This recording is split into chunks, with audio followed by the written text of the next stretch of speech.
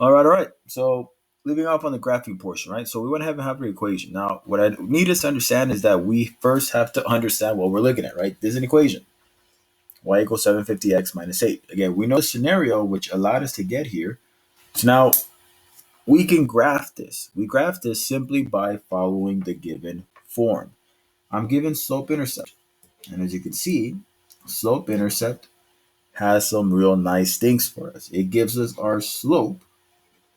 My slope is 750.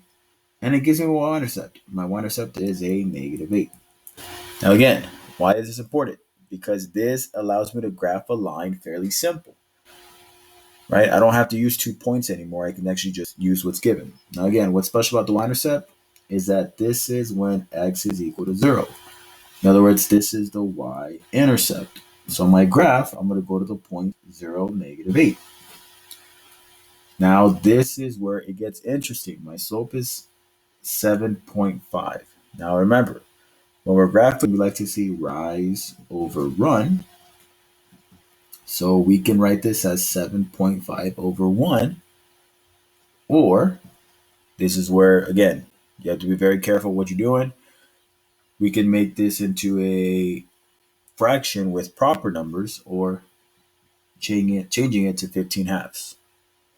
Again, rise over run, right?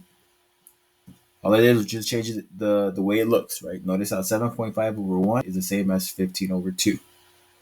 But again, it is hard to graph decimals, especially if we don't have any nice ones. So I went ahead and converted it just to regular whole numbers. All right, so there it is. I have my slope and I have my y-intercept. So now I can go graph this. So when I go to graph this, all right, I first click on my line tool. Again, my y-intercept is negative 8. There it is. As you can see here, right, on this point right here, I have 0, negative 8. That is how I know that that is my y-intercept. Now, again, notice how this problem is really convenient for us. They do have parts. Notice how that was zero point 0.5. I don't know if you can see it there, but you can see right here that I do have half. So it's actually really convenient for us. So let's follow the slope. The slope we said was 7.5 over 1. And again, I can do either way to show you which is correct. It's the same thing, but again, in this case, they are allowing me to use 0.5, so I'll use this method. My rise is 7.5, my run is 1. So when I go to graph this from here, again, that's 1, 2, 3, 4, 5, 6, 7. Now again, notice how it's 0.5. So I'm going to go down that little bit more and notice how I'm at the half mark. Now my run is 1, so I go 1 unit to the right. Bam, there it is. Now, again, this one should work just fine to show you that the other method would work as well if I changed it to whole numbers, 15 over 2. Again, from here, again, since I don't want to deal with fractions or decimals, I change it to whole numbers. 1, 2, 3, 4, 5, 6, 7, 8, 9, 10, 11, 12, 13, 14, 15. And my run was 2. 1, 2. As you can see, the point also there works. So make sure that you're being cautious about what you're graphing. And there it is. Check my answer. And it is a perfect fit. Again, make sure that you're using the correct points. Right? My y-intercept was negative 8, and then I used my slope to be able to graph it, right? So be very careful when it comes to your problem.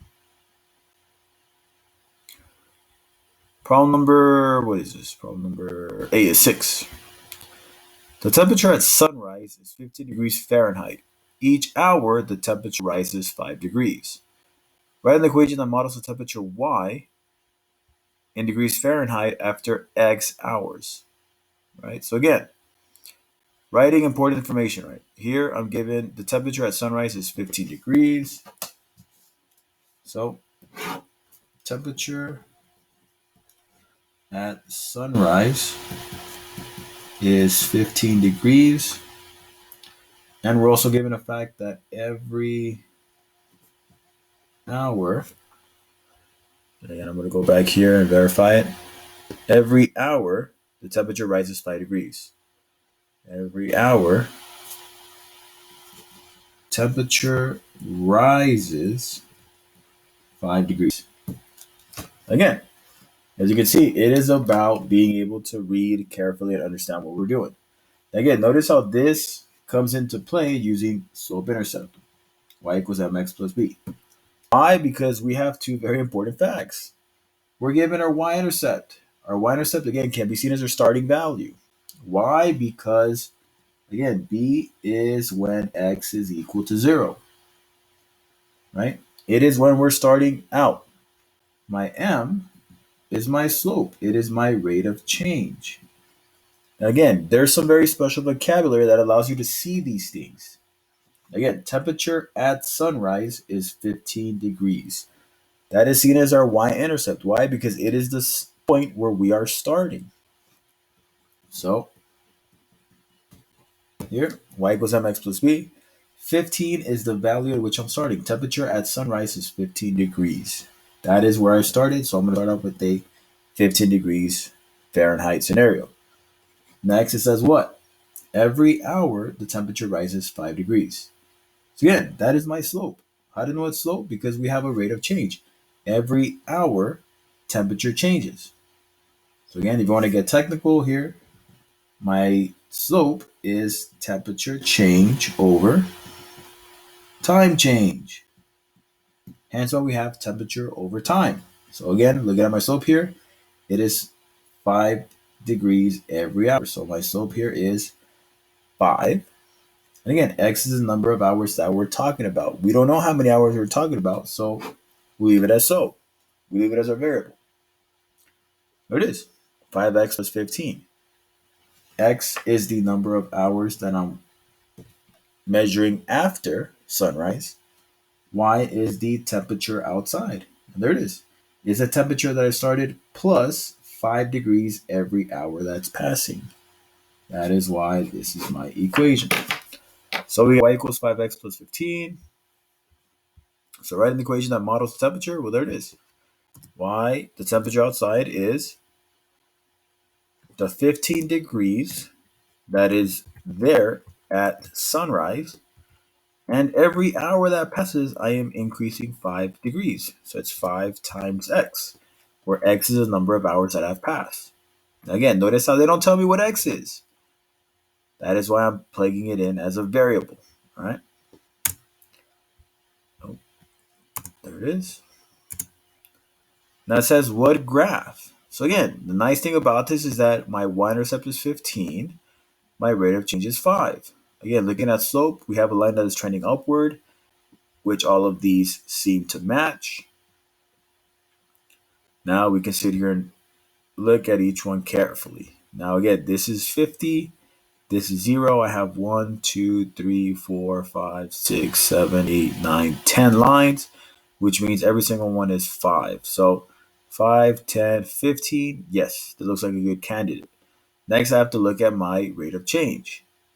Right? This is 1, 2, 3, 4, 5, 6. Each one of these is 1. So again, going back to this, what is my rate of change? My rate of change is 5, right? We know it's 5. If I convert this into a fraction, which we should and are able to, it's 5 over 1, which means what? It changes 5 degrees for every 1 hour that has passed. And if you go look at the graph there, we actually have that. My rise here is 5 degrees because each one of these gaps represents 5, and here my run is 1 degree. So therefore, this is a good candidate. All right? Now again, can we go back here and check this? Look, here I know that this is 1 hour span, but it says this goes up 5 degrees in less than an hour. That is not what slope is, right? Or if you want to get technical, you can find the actual value, right? We can find points. How much temperature are we expecting in 1 hour? Well, if x is 1, 5 times 1 is 5, plus 15, that's 20. So in 1 hour, we should see 20 degrees, right? Do we see that here? No. In 1, we have 5, 10, 15, 20, 25. 30, 35. Nope, that can't be right. At 1 hour, we should see 20, 5, 10, 15, 20. Yes, this one looks good, but notice, where's your y-intercept? This starting at 5. It's supposed to start at 15, so it can't be C because it has the wrong, incorrect y-intercept. And if you look at here, this doesn't even have y-intercept. It's going to be in the negatives, right? If you see the line. So the only possible answer is alpha. All right, all right. Let's check our time. Let's go to problem 6, or problem number 7. All right, write in the equation of the line. Now they're giving us this bit of information. So in this case, I'm going to, sorry about that, open up a paint to make things a little bit easier for us to see. Again, the nice thing about this is that we can actually convert this over here. All right, all right. So again, it's very convenient for us to be able to find an equation from a line just by looking at the graph, right? So look at it here. Again, we have two very important bits of information. We can find slope and we can find y-intercept from here. The y-intercept, again, is when x is 0. Notice how here, the x is 0. So what is the y when x is 0? Well, if you look at our graph, my y-intercept here is 6. So I'm going to go over here to my paper, and I'm going to write those facts. Looking at the graph, I know that my y-intercept is 6. You want to be technical, you can write the point as well. But my y-intercept is 6. I got that simply by looking at the graph, right? There it is. My y-intercept is 6.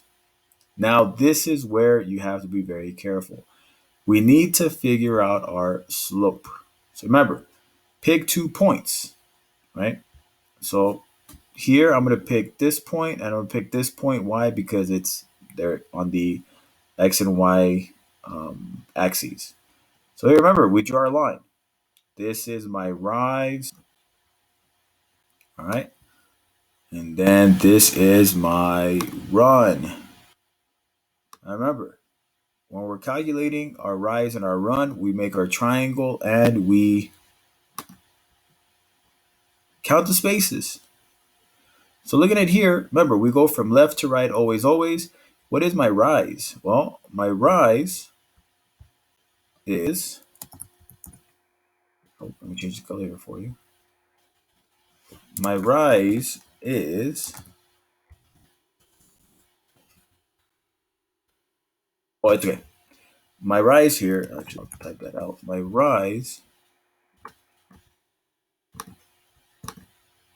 it's not letting me type it out. Okay, anyways, my rise is down 6. As you can see from here, my vertical change, I went down 6 units. 1, 2, 3, 4, 5, 6. So when I go look at my paper, well, the first thing we're doing is finding my slope. My slope is rise over run, right? So looking at my rise, again, looking at my my red line, from left to right, I went down, hence why it's negative, and I went down 6 units. So that is my rise, -6. What is my run? Well, let's look at our horizontal change. You look at it here, 1, 2, 3. I move 3 units to the right, which it makes it a positive. So my run was a +3. Now, obviously, we're going to simplify this. -6 divided by +3 gives me a -2. Look, there it is.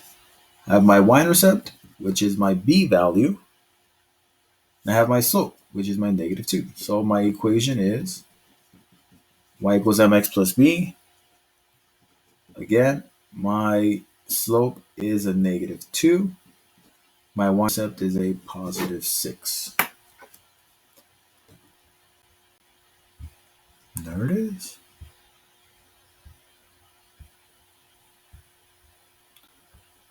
Y equals -2x plus 6.